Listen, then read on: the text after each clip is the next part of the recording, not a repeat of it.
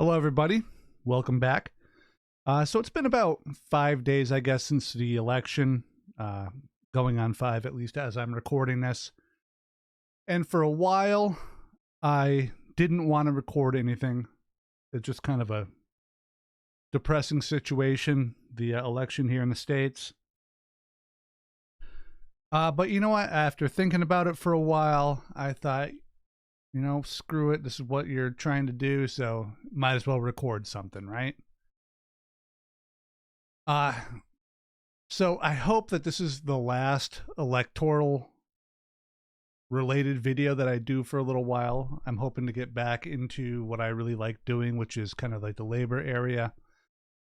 So yeah, if you want more of that, don't forget to like, subscribe, do all that stuff, comment, share this anywhere that you think would like it. Help spread the word on the channel. So I guess first thing first, I did not vote for Kamala Harris. I didn't vote for her for various reasons. I did go and vote. I went to the booth. I voted for basically everything else on the ticket here in Massachusetts, but I did not vote for her. We had some really good ballot questions that we voted on. That's what I covered in my last episode, my last video. So if you're interested in those, go back, read about or listen to them. And all the good ones won, except Massachusetts refused to allow people with PTSD to use psychedelic substances in their therapy to help them, which is pretty gross. And they voted to deny wait staff a minimum wage. So I did not vote for her because Kamala Harris brought basically nothing to the table.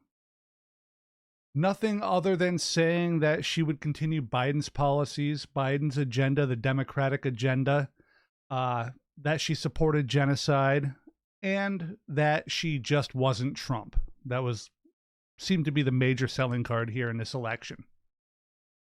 Now, I say all of that from my very safe seat here in deeply blue Massachusetts. If I'd lived in a swing state, it's very possible that I'd have voted for her. I don't know for sure. I had a lot of very strong reasons not to, but I'd have at least considered it. I would have thought about it. I would have weighed the pros and cons a little bit more. But here in Massachusetts, I did not even face that decision. And I kind of firmly believe that, until you're there, until you're in the situation, you don't know what you would do. So I think that I'd at least consider it. But from here, with no real consequences, I couldn't. I didn't want Trump to win, but again, Massachusetts and the Electoral College and all of that, it doesn't really matter. Even though Trump also won the popular vote, which was a little bit of a surprise to me. And, just on voting, I generally, and I guess generally I don't judge people for how they vote or if they vote. I try not to vote shame too much or too hard, so long as they didn't vote Trump, I guess. I just really don't like that guy. He's a horrible person. So with that said, let's talk about this election for hopefully my last time. I'm sure that we'll cover Trump things going forward, but I'll talk about why I haven't been talking about politics much, or as much as I did in the beginning, a little later in the episode, kind of as I'm winding up. So first, I just want to lay out a couple of key points here real quick. And maybe it's worth noting that I'm not going to be breaking down demographics and poll results and, voting percentages and stuff like that.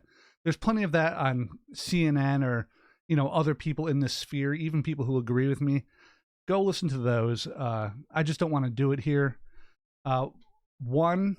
The first thing is I haven't really been paying that much attention to them. Even going into the election, I was kind of checked out. I did not like the choices we had. I did not like where this whole thing was going. I kind of checked out emotionally and intellectually as well. And two, I think that doing that leads into what I personally find to be a little bit of an uncomfortable area. And that's me ending up talking about minorities and minority groups and how they voted. And I guess by doing that, I end up talking about how they voted and whether they voted well or correct or wrong. And to be frank, I don't want to be that guy talking to trans people, and how they should or shouldn't vote, or black people or women or natives or whoever else, right? I'm a heterosexual white guy in Massachusetts. I just don't want to do that. I just don't think it's my place. It's never made me comfortable, so I'm not going to do it. There are tons of people from those demographics out there with YouTube channels and podcasts, and they're doing content just like this, probably a lot better than me. And I urge you to watch those channels and listen to those people in those, in those podcasts and those videos. They know what's going on way more than I do. So the first thing I guess I want to say on the election itself is that the voters are not to blame if you don't like how the election turned out for the Democrats. The Democrats, through Kamala Harris, through her campaign, they pretty much flat out ignored the working class in this country in I guess the meaningful and the absolutely justifiable anger that they have in the working class. They did this both through just plain dismissiveness and through a continued rightward shift in policy and rhetoric towards the political right. The Democrats, along with the Republicans, if we're being fair, I think we should mention them as well, have aggressively and persistently ignored workers and left them behind. And it's been going on for decades. It's been going on since well before I was born. I was born in the 70s. It was way before that. And just for people my age, we can point to Reagan crushing unions,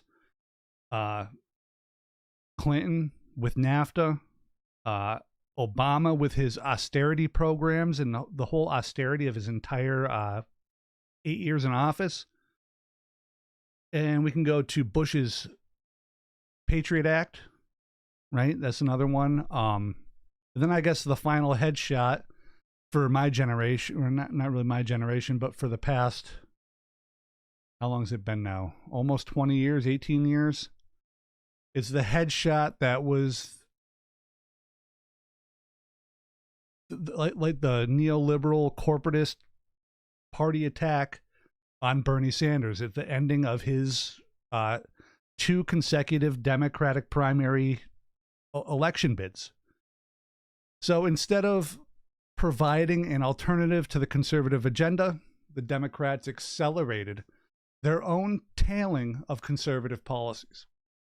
Instead of saying, we are different, they are literally running on being the same thing, right? They're providing no reason for people to vote for them over Republicans because they are basically Republicans at this point. And so you can't blame voters or goofball politicians or political parties for not understanding how to play the game or how to win it. And it is on them to win this thing. They have to convince us. When apartments are unaffordable and food is unaffordable and people aren't getting raises and student debt is swamping so many people and ruining so many lives, and when 60% of Americans don't have $1,000 for a medical emergency and 25% of Americans don't have any funds at all for any sort of emergency, when all of that's true, the Democrats failed to provide a meaningful path out of that for anybody. They provided no path forward. And I am very lucky that my household, we are in a position where we can handle an emergency like that. Not a ton more than that, but we can. We have unmaxed credit cards. As bad as they are, at least it gives you some time to catch your breath, right? And we even have family who could help us. We are very fortunate and we have jobs, right? And it would be, I guess, kind of the height of arrogance and self-interest for people like me, those of us who are managing to do okay, or possibly even better than me, who are, very comfortable. It's arrogant of people like that to sit here and tell the people who are hurting so badly, and this is people I work with every day, right? There's people I work with directly, it's people I see every day on my job as I drive my 18-wheeler around, New England.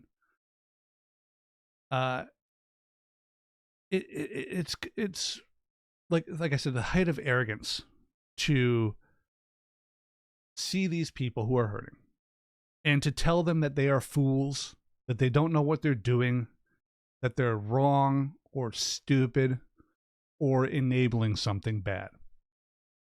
Not when they were presented with no valid option that opposed what those critics are opposing or pretending to oppose. Democrats helped create this world. The powers that be in the Democratic Party, people that have been elected over my lifetime, they've helped create this world. They helped create the conditions, the material conditions which give rise to Trump and his MAGA cult. Trump is just pouring gasoline on that fire, and people are cheering for it. So we have a choice right now, not in the election, but we have a choice right now as people on the political left. I'm on the political left. We can blame the victim or we can blame the perpetrators. And I know which side I'm going to go with in that fight, right? I'm always going to side with the victim. Kamala Harris decided that the right way to run this thing was to keep supporting genocide. And she spent a lot of the latter time of her campaign courting the votes of Republicans and conservative. And she courted absolute monsters. She accepted endorsements from people like Liz Cheney and her absolute disgusting war criminal monster of a father, Dick Cheney. She touted the endorsements of 17 members of Ronald Reagan's staff. People who helped one of the most destructive, stupid, corrupt, and despicable presidents of this country's entire existence. Definitely one of the top horrible presidents of my lifetime. They helped him commit numerous crimes of political, criminal, and humanitarian form. And she accepted their nominations. She even sent Bill goddamn Clinton into Michigan to try to tell Arab American voters and Muslim American voters, a bunch of them actually Palestinian and Lebanese, that the genocide that their people are experiencing, literally as he spoke to them, it was going on. That genocide was no reason to not vote for Kamala Harris. Even though she was actually supporting that genocide that affected and is affecting these people like so directly. Clinton literally walked in there and said that the deaths of their family members back in Palestine or back in Lebanon or Syria or wherever these people lived, and, I guess the greater surrounding area, right? He told them that their lives just don't matter. Just vote for the person who will sell the weapons that will continue being used in that genocidal, ethnic cleansing assault. Harris effectively abandoned and walked away from the Muslim and Arab communities ever since she was pushed into the candidacy for the Democratic Party. It's disgusting. And combined with everything else, it's no wonder that she got absolutely smashed in the general election. The Democratic Party, Harris's campaign, and Harris herself have continued the trend of ignoring those to their political left, those who are still engaged in mainstream politics, whatever's left of that, and have focused their energy on not just accepting nominal endorsements from, right-wing reactionary dorks, but have leaned into actually taking right-wing positions on basically every issue. This isn't new, but it is notable. And it's notable how hard Harris went for it in this election cycle. Harris even promised to give a cabinet position or two to Republicans.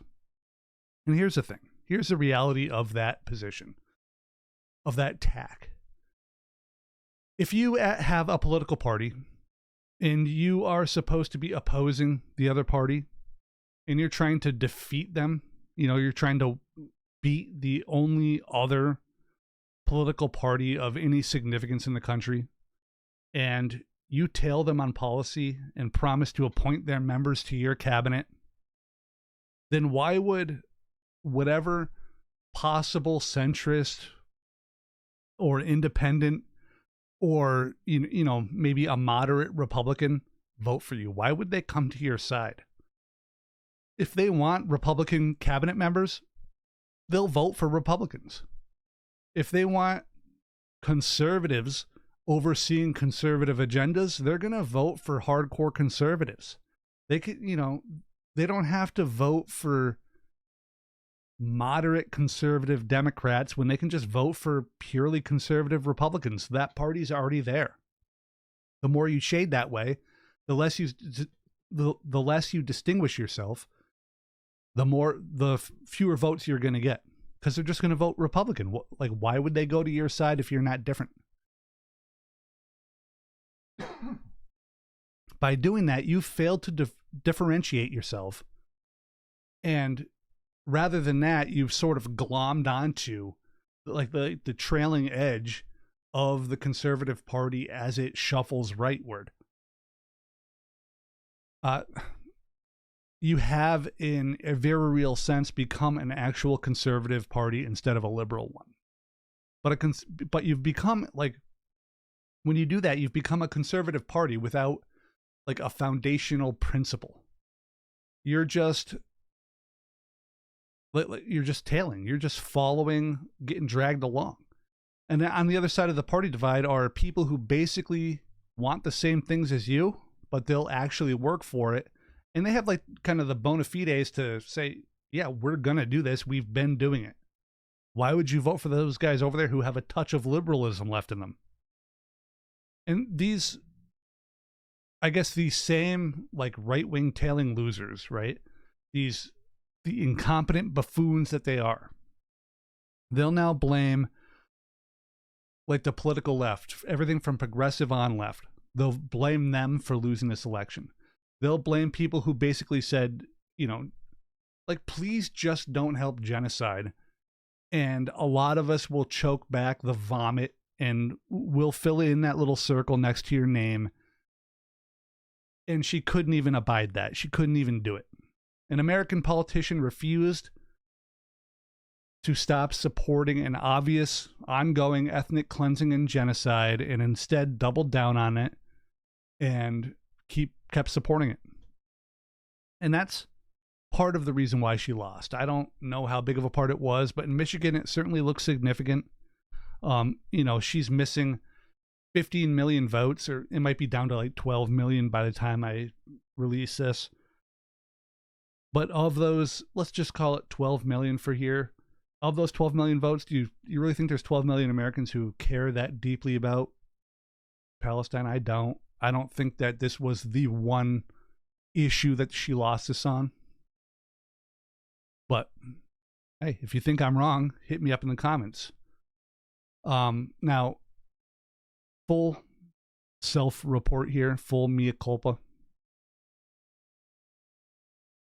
I thought she was going to win. The day before the election, I went on a Discord that I'm in, and I went so far as to say, she ran a good campaign. Now, not that I agreed with her positions or what she was saying or anything like that. I thought she had enough, I guess, anti-Trump support and enough vote blue no matter who people out there that, simply not tripping over her own feet or making like a basket of deplorables type Hillary Clinton remark, that she'd get buy-in to win. That the status quo, I guess, would see her through. And it seems like her campaign and her party thought that it would see her through as well. Yeah.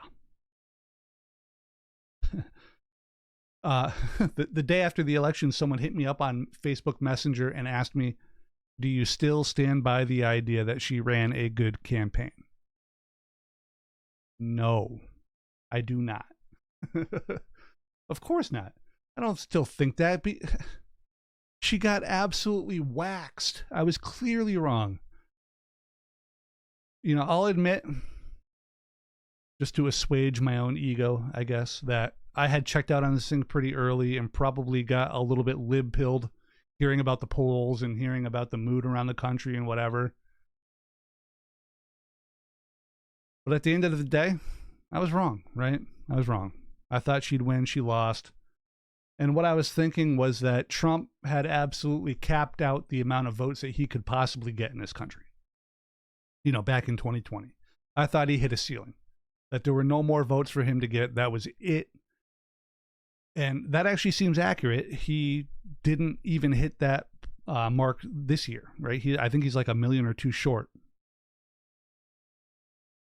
All Harris had to do was not lose 15 million votes and win a couple of swing states. And I thought that just by jogging her lane, her neoliberal lane, that she would not lose 15 million votes and win, maybe 2 swing states, 3, whatever she needed to take it.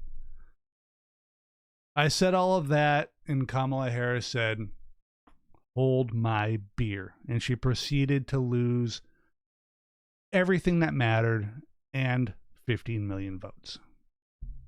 So now I still find it amusing. I mean, I didn't think that it was going to be a blowout in Harris's favor, but wow. So before I move on to the horror that is Donald Trump, I do want to expand on what I mentioned earlier, and that I feel like some of the analysis that I've heard and read over the past few days as I've checked back in is kind of lacking on. I'm sure I'm not saying that I'm coming from a unique spot here, but I just haven't heard too much focusing on this stuff, so I'm going to throw it out there. I've focused so far on the campaign, at least mostly the campaign in this episode. And that seems to be where a lot of people are starting and stopping. It's an issue that needs to be talked about, but don't get it twisted. This is more than a campaign issue. It's more than an every 4 years issue. It's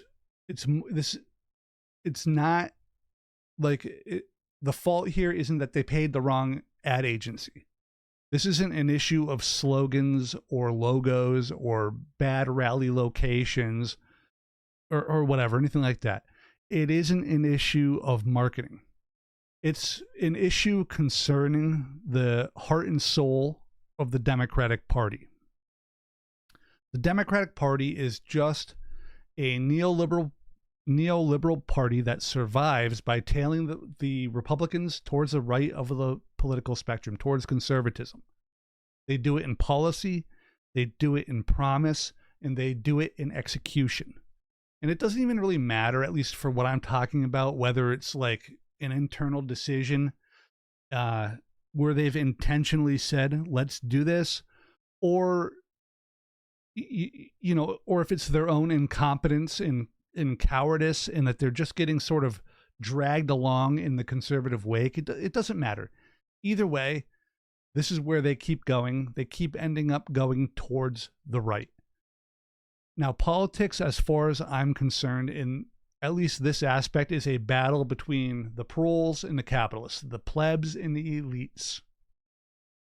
And maybe I'll explore this more in the future, but the TLDR, I guess, of this is that if you're a mechanic or you're a dishwasher or you're a waiter or, you're a truck driver or you're a dental assistant, whatever you're doing for a job, and you're voting for the exact same people that the owner of your company, the people that control your working life, are voting for,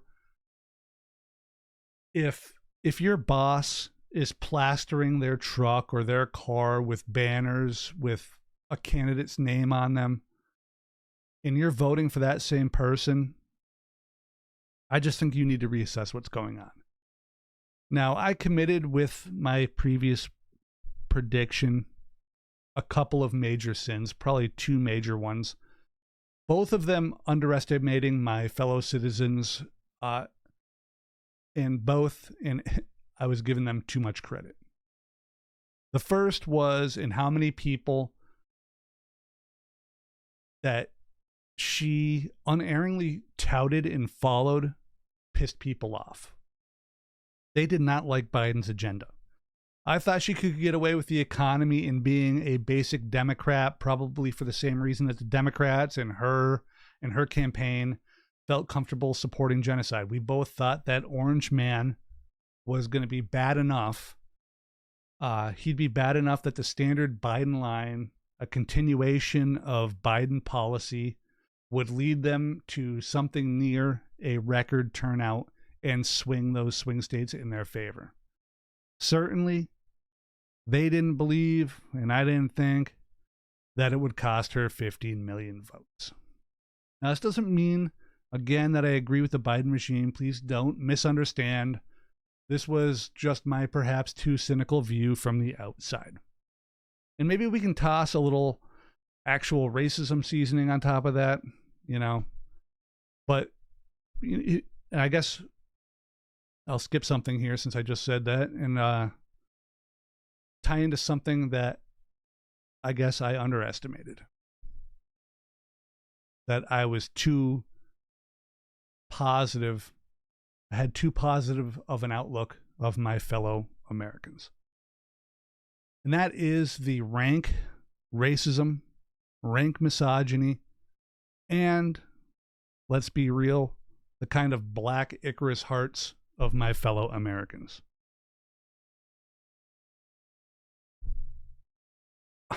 More than half the voters in this country are comfortable voting for an obvious white supremacist, a man who ran on fear into anger, a man who really ran on no actual policy platform. 54% of voters thought that Trump's racism was awesome enough to affirmatively vote for him. That's our current country right now.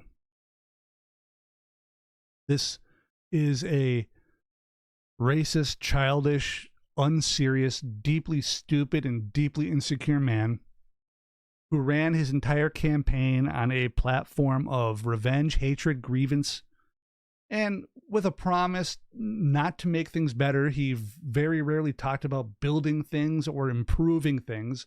It was always about tearing things down, breaking things, destroying things, harming human beings, and getting revenge for things both real and imagined. One of his central tenets was punishing enemies. It was never about empowering people or talking to experts. It was always about grasping and expanding power. It was about grasping and expanding wealth and talking about how only he can save us. It was always an egomaniacal messiah complex. It was never an attempt to help anybody. The same people who voted for Trump and read Dune, the book Dune, they clock Paul Atreides. Sorry, I always grew up mispronouncing that name in my head, and hearing it in the movie, it always blows my mind. They view Paul Atreides as a hero. They have no reading comprehension. Trump wants to destroy governmental agencies, things like the EPA, the FDA, the Board of Education. He has promised to allow RFK Jr. to destroy the FDA because RFK wants to fix food and stop the government from keeping the sun away from us. He actually did write that about the sun. And he's actually stupid enough to believe that you do that by, not by regulating like greed-pilled, ultra-capitalist scumbags, right? He thinks you do it by destroying the regulations. And if you thought yellow number 2 dye was bad, just wait until they have an unregulated food industry. And a lot of people think like, hey, like in Europe, Coca-Cola has like 4 ingredients or whatever. I don't know how many it actually has. And I know what all those ingredients are. I can pronounce them, right? It's just sugar, water, coloring, whatever, flavors. Right? And then they say like, when I look at, well, I actually have a Coke Zero right here because I like this stuff. There's like, I don't know, 10 ingredients on there. A lot of big words. And, I can't pronounce some of them, so it must be poison or whatever. And maybe it is. I don't know. But they say, let's be like Europe with having a Coca-Cola with 4 ingredients in it. And at least I know what they are, and I'm sure it's healthier, and it probably is. Right? But why there are only 4 ingredients in Coca-Cola in Europe, right? Take one. I'll give you one guess. That's right. It's because of regulation. They have versions of the FDA over there that say, hey, no, don't put that weird stuff in the food. You definitely don't want to just destroy these things like a wrecking ball. And also, let's be real, RFK is a fucking moron. We all know it.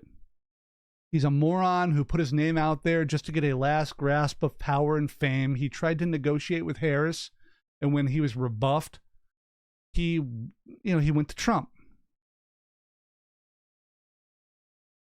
He's the least serious man in the world, and he gets by with having a handful of decent ideas, which, hey, I agree. We should all be healthier. All right, but that's pretty much where we stop agreeing. He's just out there riding the fading coattails of the actually good environmental work he did at one time. This guy, like the dead bear cub in Central Park, this allegedly sawing a head off of a whale, a dead whale that was found somewhere. The brainworm guy, right? The obvious political grifter. He may be given immense say in our lives because we live amongst fools who vote with hearts full of hatred and are motivated by imagined grievances. And the Trump campaign, from the last I saw an article saying that they were distancing themselves from RFK. It throws some doubt that he would be appointed to a high position, but Trump might actually be silly enough to do it. We don't know. After all, such an appointment would align with Project 2025, right? Destroying the government. So this country, to get back more directly to Trump, has decided to elect a man whose racist rhetoric during COVID made my own wife, who is a Korean woman, it made her want to wear oversized sunglasses to hide her features for fear of being verbally or physically assaulted by some loser MAGA dickhead out there who is, a dipshit racist. And that's the sort of culture that he spearheaded in this country.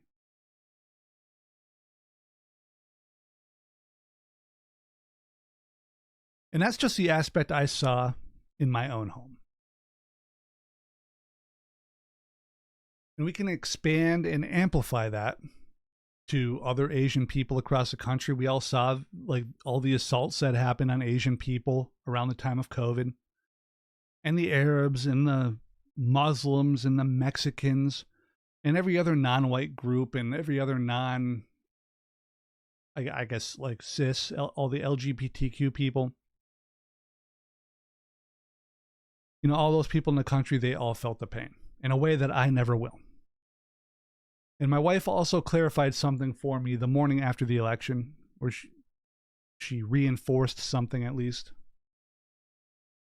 Because yes, I do have my blind spots, right? On occasion. But she said, well, she basically pointed out that Kamala Harris was a woman, a black woman. And I knew she was a woman. That wasn't it, but her saying it to me, like, and she's also a woman, with a knowing look, it really kind of sunk it in. I underestimated the sexism before the election. I did. It was a blind spot. I thought about it on occasion, but it didn't really click enough for me. You know, I don't know why, other than I'm a guy who's unaffected directly by this, and I let it slip by me, right? I got to admit that, try to be better. But she said it to me, and of course, right? It wasn't, I don't think, the ultimate biggest reason. It was probably up there. It definitely mattered, right? A female minority looking for power in the United States. We don't like that here. And you saw how they talked about Harris. If she laughed, she wasn't serious. When she was nice, she was weak. If she was serious, she was a bitch. If she was stern, she was something even worse than that. A black Indian woman? 64 million people stepped up and said, oh, hell no, not that. Not that. Anything but that. Right? The truth is that Trump is deeply, deeply racist, xenophobic, terrified of non-Christians, homophobic, transphobic, angry, hateful, and sexist. If I repeated anything, he probably deserved it. He's a fascist in at least a colloquial sense. I don't think he'd self-identify as one, but he is one. I'm not even sure if he could really elucidate what fascism means in any real way, but he kind of runs that lane. He's an ultra-capitalist, ultra-nationalist, who's unafraid to run the Christo-fascist schemes of true believers because they support him, even if it's a purely selfish support. He's willing to run like the religious fascism playbook because he doesn't really care. As long as he has the power, and as long as there are millions of people out there adoring him. And we can sprinkle in a little, Salt Bay sprinkling of just pure dumb on top of that, and we end up where we are today. Now, I am on the political left, maybe not the furthest left, maybe not the most radical guy in the world, but definitely on the left, way more left than the Democrats. And the talking heads are currently trying to blame the political left for this loss. And some leftists are taking credit for it. Personally, I don't think it's quite true. The fault here, to, I guess, kind of really get down to the point, the fault does not lie with the voters, but rather in the nominees, the Democratic Party and the Harris campaign. The very first episode I recorded of this podcast was, it dealt with vote blue no matter who. And it dealt with who is owed what in an election. And the Democratic Party, Kamala Harris and her campaign are to blame for this loss, not any voters who could not in good conscience vote for her. She knew what they needed, and she refused to give it. Voters do not owe politicians anything. Nothing at all. Politicians are the ones who need to earn our votes. They need to convince us to vote for them. That's how it works. Harris failed to convince 12 to 15 million people to show up because she took the idea of jogging her lane a little too literally and just kicked it, somewhere on a tour bus, plane, kitchen, wherever, drinking, Snapples or something, instead of getting out there and creating good policy and getting voters on her side. And that's her singular responsibility as somebody who's running for an office as powerful as the President of the United States. And of course, I reflect back on the sexism and racism in this country, which I just talked about. And so I don't want to cast that aside. None of this gets cast aside, like the genocide support, the sexism, the racism, the failure to talk about student debt or healthcare. It all matters. It all matters to some degree. But I just want to talk about the actual campaign here. She campaigned with an eye towards corporate goons, Wall Street ghouls, and suburban buffoons. And that's my cohort, by the way, that last one. I am a suburban buffoon. And then they threw some, talking points towards the average American as an afterthought, but didn't really engage with it. I mean, she didn't even lie to us. She probably would have gained like a few million votes by lying about doing something as simple or weak as she would slow arms shipments to Israel, or that she would look into the legality of selling arms to Israel, something, if anything at all. For God's sake, if she had just said she'd improve healthcare in some meaningful way, she probably would have got millions of votes. But she wouldn't do any of that. She wouldn't just do that. She wouldn't even make a false promise, right? Like, just going down with the ship, I guess. That campaign thought that genocide, insurance companies, and speculative real estate would seize the day, that those were fucking bangers, right? Supporting genocide was a banger to them. She flat out refused to help end a genocide. She refused to even slow it down. Like I don't even think that genocide support would have flipped the election, but I don't think we have 10 million people in this country who care that much about Muslims dying, as sad as that is to say, whether domestic or foreign. I really don't. But it definitely didn't help, right? It would have helped. She refused to run on health care or loan forgiveness or to protect LGBTQ rights and lives, or even to, reach out to normal, regular voters in any real meaningful way, or to actually protect women. Hell, there's half the country right there with women. And you passed them over. Even Trump's campaign spent weeks in Pennsylvania cities and towns courting voters, especially Hispanic voters. Trump showed up a bunch of times himself. Harris showed up like the weekend before the election for a day in Reading, Pennsylvania. Just a day. And only because of the whole Tony Hinchcliffe thing. And, she went to Reading, a city with a large Puerto Rican population, trying to capitalize on this fucking goofball comedian saying racist shit. But it was too little too late. It was already gone. She even went so far as to give some, flaccid lip service to the fact that people are hurting financially, then had the gall to say the economy is fine every time it was brought up in like a national interview. It isn't fine. It wasn't fine. It hasn't been fine for a long time. It wasn't even fine under Trump. People were dying from COVID under Trump. But the economy being fine isn't the fault of immigrants or Muslims living in a neighborhood in the Midwest.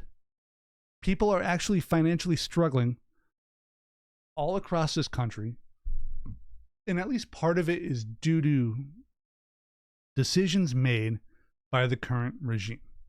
Hell, some of it still stems from Trump's first term, right? Decisions that presidents make don't end on the day that they leave, and they don't even kick off on the day that they make them. But a bunch of the pain has nothing to do directly with the presidency. And she routinely deflected it away and said how great Biden has been. People who are very much struggling, people who, to get by, just to make it through day by day, were asking for help, and she swept them to the side with canned talking points and a distinct lack of empathy. Trump, to give him some level of, I don't want to give the man credit, but a little bit of a positive view here, at least speaks to the pain of struggling people. Now, do I think he means it? No. I don't think he cares at all. No, this was clear, or this has been clear from his entire history as a public person. He doesn't care about working people. But a lot of folks do care about that. A lot of working people are looking for somebody who will at least speak to their struggle.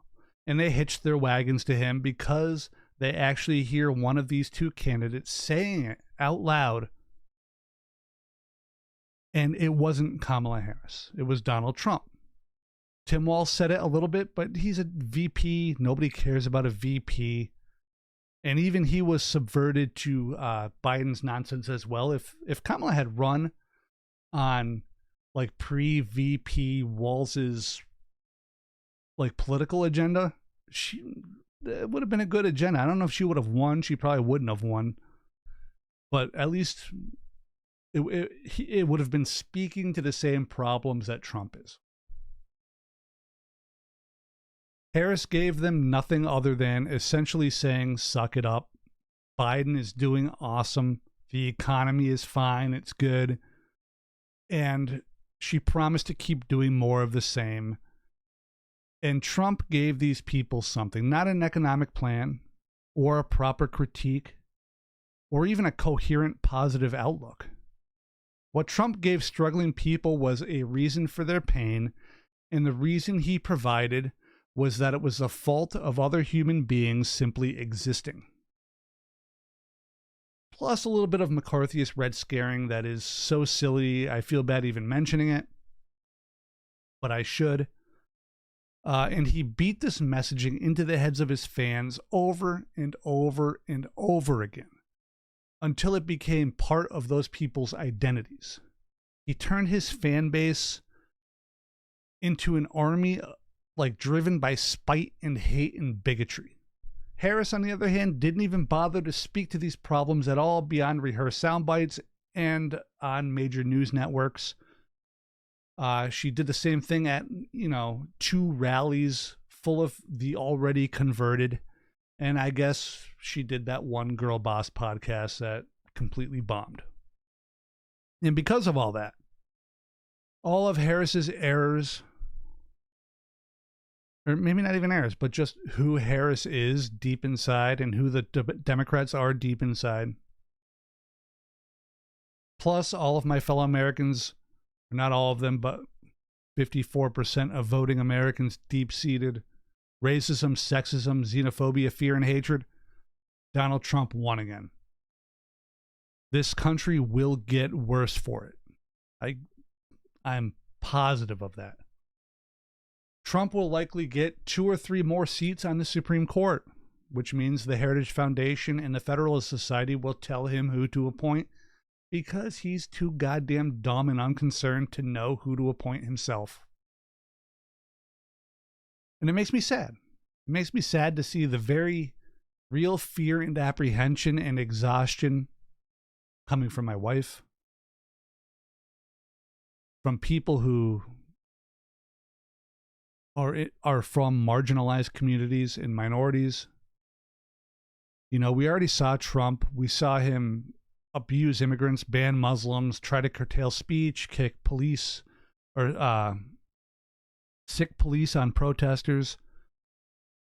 He cheered and encouraged police violence against people. And that's a stance he actually doubled down on recently. Like maybe, I don't know, 3-4 weeks ago, he was suggesting maybe we could have a purge-like day for the police. And he banned Muslims from entering the country. He drone-struck more people than all other presidents combined, nearly started a war with Iran, failed to end any wars, juiced the Israel-Palestine conflict. He was convicted of rape, was it like 27 felony counts? And he was even indicted, or not indicted, but he was indicted on a bunch of stuff, but he was incited, or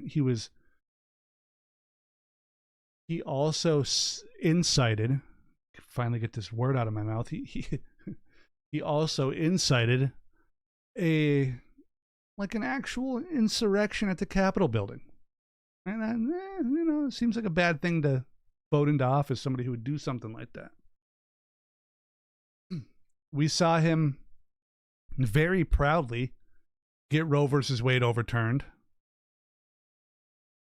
And he has hinted at signing a national abortion ban, and certainly the people around him are fighting for one.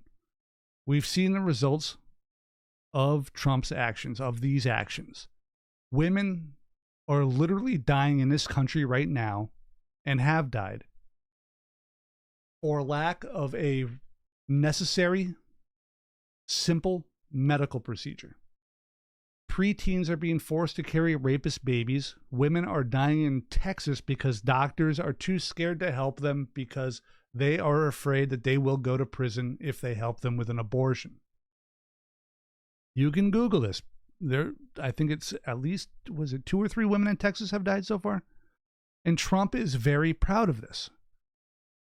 So the states' rights people can take their states' rights and go fuck right off with them. Anyone who supports this sucks. Trump, throughout his first term, incited racism towards Mexicans, Asians, Muslims, immigrants of all sorts, Central and South Americans, Africans, Middle Easterns, anyone except white folks. White folks are good people, even when they are murdering people as part of a far-right white supremacist march in an American city. I mean, the man seems dead set on putting tariffs on anything and everything that he can, and at the same time, he seems to have no clue what they do or how they generate the money.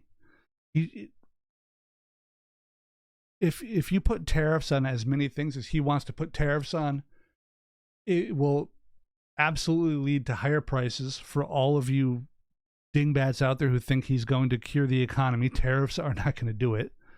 Most of the Trump voters I've seen or read supporting tariffs they also don't understand how they work, right? These are very simple things, but people just, they think it's like a tax on China for some reason.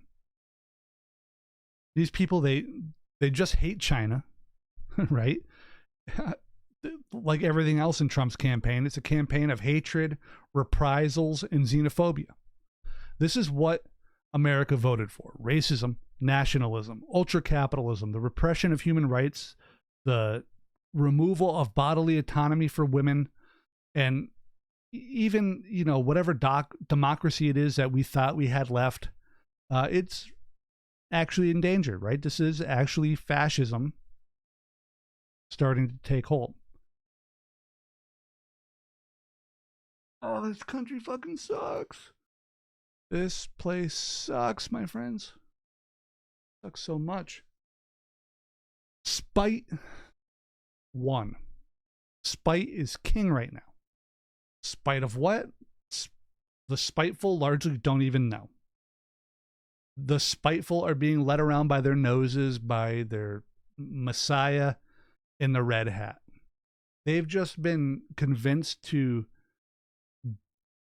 take their justifiable anger and misdirected that anger into like these revenge fantasies aimed towards people who have no power to do the things that they're being accused of doing. Now, all that said, oh my God, this is depressing. So even after saying all of that, hopefully, like I said, this is my last political related podcast for a bit. It depresses me too much, to be honest. I mostly stopped doing these kind of political sided podcasts or these episodes. I don't know what we're doing now, mostly on YouTube. I stopped doing them a ways back because I realized that nobody who was listening seemed to really care. They don't care about politics. They don't really understand what's going on. And they made no efforts to try. And when I say politics, I mean it here like the actual workings and the actual policies. You know, that's mostly where I care. And, you know, how those policies affect people, real people, actual human beings in this country. But for the most part, most of the folks out there, I find that they just want to win. They want to be on the winning side. They view this as a game. They root like it's baseball, like it's a sport, like the score matters, who gets the victory matters. But that's where they stop. That's all that they care about, is being able to put that MAGA hat on and be like, oh, yeah, you libtards, we won. That's like their main goal. To these people, to most of these people out there, it ends on the field, such as it is for this metaphor, but it doesn't end on the field.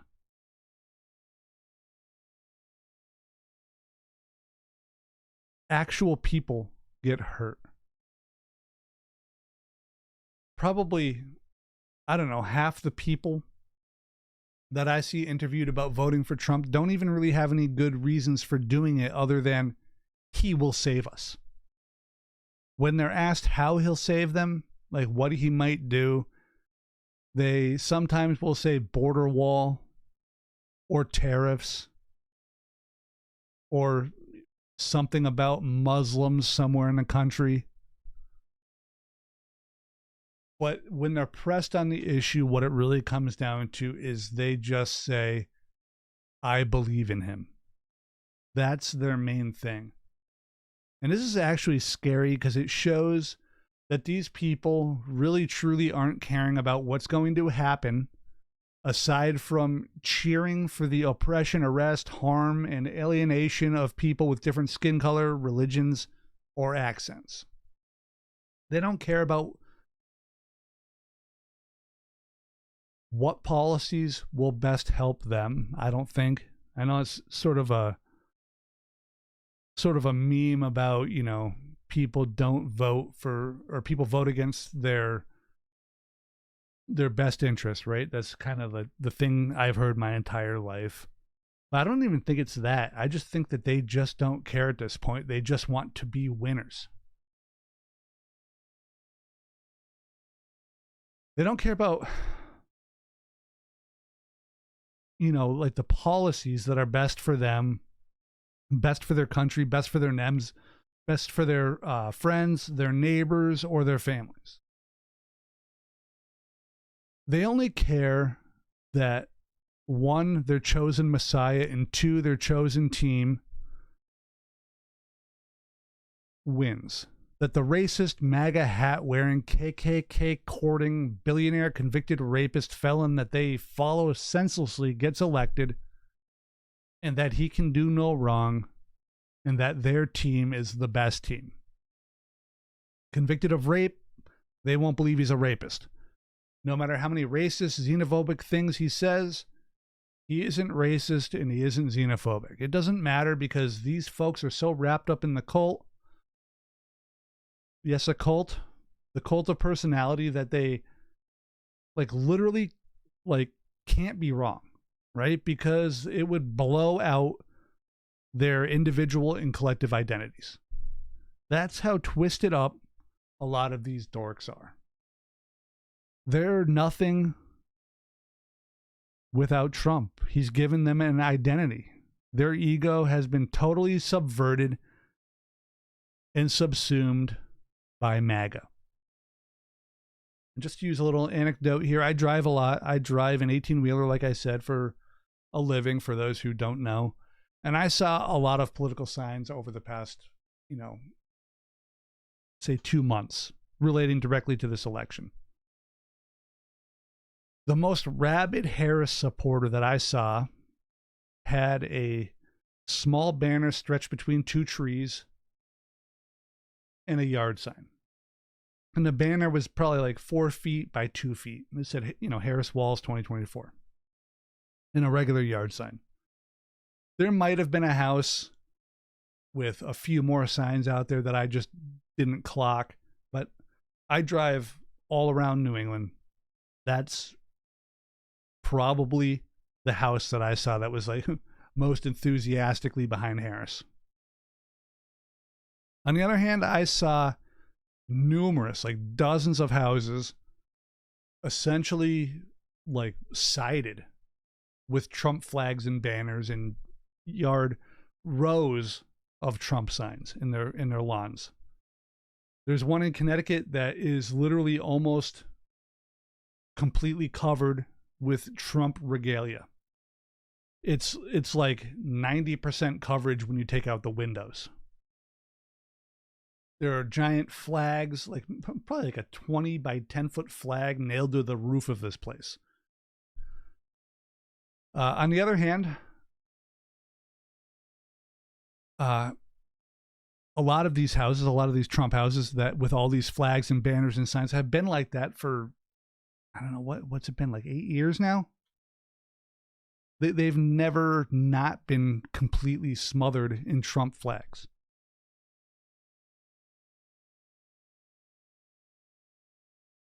I've never seen a vehicle driving around with a Biden or Harris flag flying from it. I've seen a few bumper stickers, but not even really a lot of those. Not a single time have I seen a car like that with like a Harris flag or even a Biden flag in years, in thousands of miles of driving around New England, which is a pretty blue state, a pretty blue area, region. Yet I have a neighbor with multiple Trump flags on his truck. I see vehicles all the time flying giant Trump flags. I see there's a box truck that drives around Connecticut that's just completely covered with Trump flags. It's got little flags on the roof, big flags on the side. The door is actually not on the truck. It had a roll-up door that's gone, and it's got poles put in there with flags so that they flutter in the wind. And the guy just drives around, goes to like work and McDonald's and stuff in it. And I say all of that to point out that, or to further point out that none of this is about policy.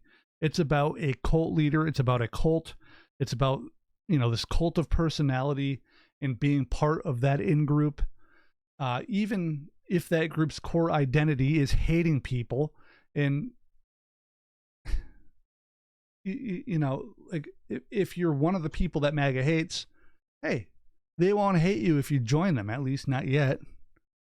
Does this remind anybody of any mid-20th century political movement that kicked off in Europe? It reminds me of one. Just like fascism, MAGA needs to hate somebody. There has to be outsiders. Some remarkably ridiculous people think that they can evade that hatred by joining the group. By being sheep amongst the wolves. This does not work. Or, you know what? It might work right up until the time that all of the outside sheep get eaten. Fascism always requires that other. It always requires the enemy, the outsider, someone to create fear of and to attack MAGA is the same. Eventually, the cowards hiding amongst them will get eaten. The leopards always eat the faces every single time. To these people, MAGA has to win. It doesn't matter why or how or what the results are ultimately. It doesn't matter who it hurts or how many it hurts or how badly it hurts them. It doesn't matter because the team is MAGA. Their identity and ego are MAGA, and because of that, their team simply has to win. And listen, I know about rooting for teams. I am a New England Patriots fan, right? I follow the Celtics and the Bruins too. I root for the Patriots. I want them to win no matter what. I might even get a little depressed when they lose. I even have, to that side wall here, a Patriots flag hanging on my wall. It's a nice like a 5x3 flag. Looks good over there. And this season has been terrible, but I still feel a little bit badly when they lose, right? Most fans do. Although they did win today, they beat the Bears. But at the end of the day, nobody gets hurt if the Patriots win a game. Nobody gets hurt if the Bears win a game, right? If the Patriots lose, it hurts nobody at all, except for, I guess, a minor emotional blow to the Patriot diehard fans, right? We feel it a little bit, but at the end of the day, it's a game. It's unimportant. Nobody's rights get taken away. Nobody gets deported. Nobody gets harmed if one team or another wins or loses. Politics are not like sports, and MAGA people, I don't think, understand that, or a lot of them don't. If it was like sports, if it was just about which team won, then those women in Texas would be alive today. Doctors in Texas would not be afraid of performing abortions. Preteens would not be delivering the babies of their rapists. Nobody would be a mother at 12. My wife would have full autonomy over her own body, no matter where she lived. And she probably wouldn't be thinking about pulling those oversized glasses out to hide her face. Every time in the past when I would do a Trump is bad episode, listeners would say, "Oh, you must love Biden, you liberal loser." And they'd bring out Trump derangement syndrome as an insult. And if I dumped on Biden in the next episode, liberals would be like, "Oh, I didn't know you were MAGA." Right? And if I said both sides of this issue really suck, listeners from both sides, they would, side-eye me, wink, and be like, I know you meant the other side, not mine. It's preposterous, and I started to hate it, so I started to avoid it. And that's why I'm hoping that this is, the last political episode I'm going to do for a bit. So I guess to end this, if you voted for Trump, I do not respect that. Sucks. I guess that's it. I just wanted to throw all these thoughts out there. Yeah, this country sucks right now, but I'm going to keep trying to fight to make it better, and I hope everybody else does what they can as well. Love you all. Thank you.